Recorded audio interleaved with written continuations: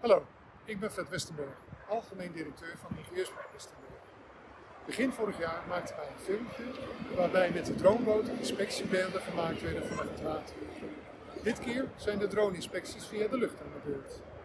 In onze nieuwsbrief van april stond een artikel over drone-inspecties van de Lamgatse brug.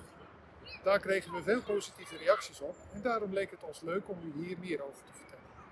In 2012 zijn wij begonnen met drone-inspecties en de techniek blijft zich ontwikkelen. Voor het inspecteren van de binnenkant van bijvoorbeeld schoorstenen maken wij gebruik van droneballen. Dit is een drone waar een balvormige kooi omheen zit, die zowel de propellers als de drone beschermt en hierdoor ook veilig is voor zijn omgeving. Door deze constructie kan de drone als het ware omhoog klimmen en zo de binnenkant van de constructie volledig inspecteren. Ook op plekken waar inspecteurs niet kunnen komen.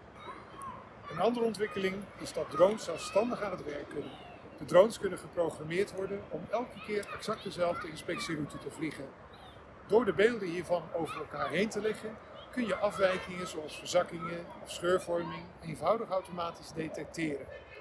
Onze adviseurs en constructeurs bepalen welke afwijkingen toelaatbaar zijn en welke afwijkingen verhoogde risico's met zich meebrengen. Dit kan bijvoorbeeld middels een stoplichtsysteem worden weergegeven.